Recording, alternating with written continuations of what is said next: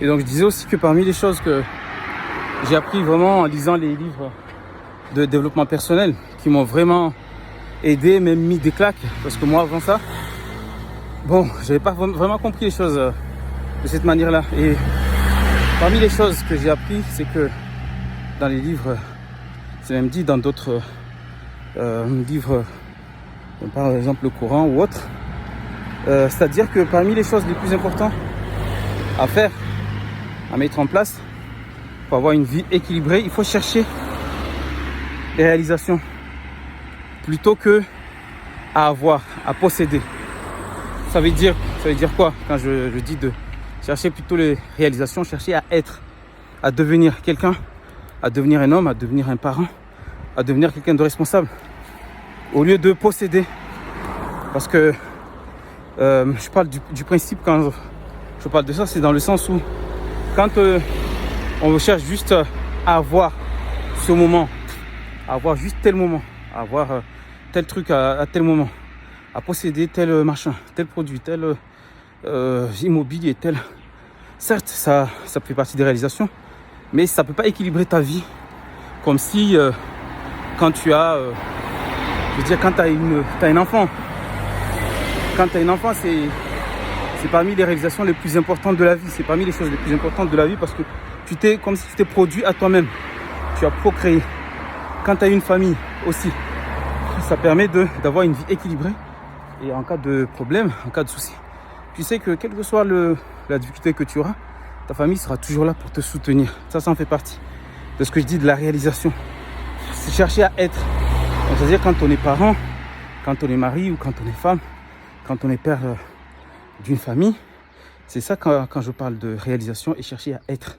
C'est ça la différence par rapport entre le être et le avoir. C'est-à-dire quand on devient, qu'on est quelqu'un, forcément ça équilibre notre vie et ça donne un sens à tout ce qu'on fait.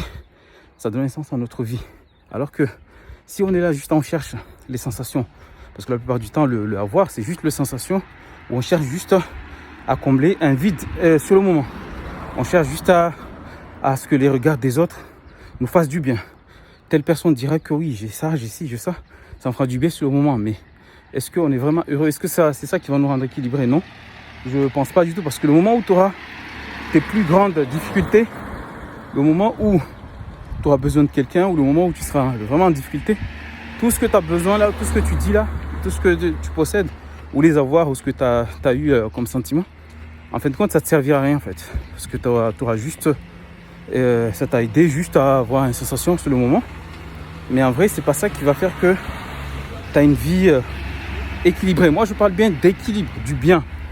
Je parle pas d'être machin, heureux, nanani, qu'on a une vie heureuse, qu'on vit, on nage en plein bonheur. Non, ça n'existe pas. C'est parmi les choses qui m'ont aidé à comprendre dans les livres de développement personnel, c'est que le bonheur, ça n'existe pas. Il y a des moments de bonheur et puis il y a des moments où tu dois te battre pour garder l'équilibre d'une vie et être en bonne santé, avoir une famille, construire, avoir des projets, avoir de l'ambition. C'est ça en fait, c'est ça la vie. C'est ça ce que j'ai compris. Et moi, je ne dis pas que je n'ai pas compris ça, si, mais je l'avais déjà parce que, je veux dire, comment on est élevé, on nous explique toujours ça. On nous explique les choses les plus importantes de la vie. Sauf que dans d'autres cultures ou même dans les rencontres qu'on fait, les gens ont tendance à mettre en priorité tout ce qui est sensation, l'avoir, la recherche des trucs, on va dire, éphémères. Et quand on les vit, quand on les partage, on pense qu'on est heureux. En vrai, non. Mais pas du tout. Pour moi, j'ai compris ça un peu tard, je dirais. Malheureusement, il a fallu que, comme je disais, moi, c'est pour ça ma chaîne, je l'avais intitulée Les choses que j'aurais aimé savoir avant. Parce que c'est parmi les choses, si j'avais su ça avant, j'ai même compris. Parce qu'il y a le savoir, l'apprendre et le comprendre. Je ne l'avais pas compris dans ce sens. À partir du moment où tu l'as compris, après, la vie prend tout son sens. Et tu as moins de difficultés, tu as moins de problèmes à te projeter. Tu as moins de soucis à t'es moins anxieux. Parce que, je veux dire, ça équilibre ta personnalité. Tu es équilibré, tu vis dans un truc où... il y a de l'équilibre en fait, en vrai. Parce que moi, c'est ces trois choses-là. Je veux dire, quand je dis être équilibré, avoir une famille, avoir des responsabilités être mari ou femme de quelqu'un, avoir des enfants, être en bonne santé.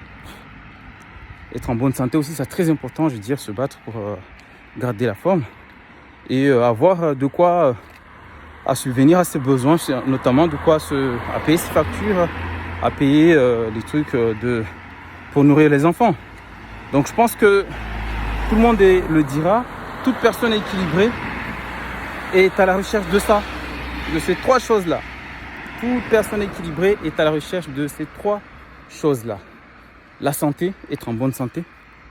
Parce que quand tu n'es pas en bonne santé, honnêtement, ça ne te sert à rien. Tu peux avoir tout l'argent du monde. Mais si ta santé elle est défaillante ou que tu as des soucis de santé, cet argent ne te servira strictement à rien du tout. C'est les autres qui vont en profiter pour toi. Et en plus, ils n'en ont rien à foutre de toi. S'ils voient que tu es alité, que tu es dans une vie, ou que tu es décédé, ils s'en foutent trop mais total de ton argent. Donc, si tu n'as pas des enfants ou si tu n'as pas une vie équilibrée, ça ne te sert à rien. Deuxièmement, la chose la plus importante, c'est d'avoir les enfants, avoir une vie de famille. Peu importe là où tu te trouves, quand tu as une vie de famille, tu as un mari, tu as un enfant, ça équilibre ta vie. Quand tu as des enfants, ça te donne des objectifs de la vie. Quand tu as un mari, tu as une sécurité dans la vie parce que tu sais que, quelles que soient les difficultés que tu auras, ben, tu peux compter sur eux, tu peux compter sur ta femme ou sur ton mari ou même la famille autour en fait. Ils viendront t'aider. Si tu vis d'une manière célibataire ou tout seul, tu n'as pas d'enfant le jour où tu as des difficultés, ce que je disais encore, dans tes vieux jours ou dans les moments les plus difficiles de la vie, ben, tu vas te retrouver tout seul parce que il y a des moments, la vie ne pardonne pas, quoi. Je veux dire, il y a des moments où on est malade, on est dans un lit d'hôpital, les gens vont venir te voir, mais c'est pas comme si c'était tes enfants. Et c'est pas comme les gens les plus proches. Donc, ça, c'est la troisième chose. La deuxième. Et troisième chose, c'est d'avoir un petit travail, que ce soit un business, une affaire qui tourne bien, ou un travail. Ça te permet d'être indépendant, ça te permet de nourrir ta famille, ça te permet d'avoir de quoi subvenir à ta famille et puis à tes besoins aussi. Payer les médicaments, pour payer les factures, pour payer... Donc oui, il y a ces trois choses-là. Je pense, même tout le monde sera d'accord pour le dire. Et ça paraît simple et bête, mais c'est quand on a ces trois choses-là, on a tout ce qu'il faut dans la vie pour avoir une vie équilibrée et être bien. Je parle bien, attention, je dis bien être bien dans la vie. Je ne dis pas pour être heureux, parce que pour moi, voilà, être heureux, ça dépend des gens. Il y a des gens qui sont malheureux parce que, voilà, il y a telle chose qui leur manque. Les gens sont malheureux parce qu'ils peuvent avoir tout ça. Il y a des gens qui peuvent avoir tout ça, tout ce que je viens de citer là, de dire. Mais ils vont être malheureux parce que, voilà, le mari n'est pas comme ci, parce qu'il manque ceci, parce qu'il manque cela. Après, il y a d'autres situations, peut-être le mari peut être... ça se passe mal, qui peut être violent, qui peut être ceci, cela. Des problèmes de couple, oui, ça c'est des choses voilà, à régler. Mais je pars du principe où si dans ton couple, il n'y a pas de souci, il n'y a pas de problème. Je ne vois pas pourquoi tu vas être déséquilibré ou la personne va être malheureuse et au point où elle ne vit pas bien parce qu'elle n'a pas fait ceci, parce qu'en couple, il lui manque ça, il n'a pas tel ou tel produit, il n'a pas... Enfin, vous voyez ce que je veux dire, c'est les avoirs là, qui manquent, les choses qu'elle veut avoir ou qu'elle veut vivre, qui lui manquent, qui fait que ça crée de la frustration, qui fait que la personne est complètement déséquilibrée au point où elle vit une vie malheureuse. Et encore une fois, ça c'est une question de, je pense, d'équilibre. Quand on a un équilibre familial, un équilibre au niveau du couple, un équilibre au niveau du travail, qu'il y a ces trois choses-là, on les a, honnêtement, on n'a pas de quoi se plaindre. On peut, justement, la meilleure chose à faire, comme beaucoup le préconisent et le disent, quand on a ça, il faut juste être reconnaissant des bienfaits qu'on a reçus. Ça peut être, bon, peu importe si on est croyant ou pas, mais en tout cas, quand on a ces trois choses-là, qui sont équilibrées, qui nous apportent un équilibre et un bien dans notre vie, parce que ça peut durer longtemps comme ça, on va s'appuyer sur ça pour aller plus loin, le plus loin possible dans la vie. Alors que s'il te manque un enfant, voilà, tu sais très bien que dans ton avenir, quand tu seras vieux, c'est mort, quoi. S'il te manque...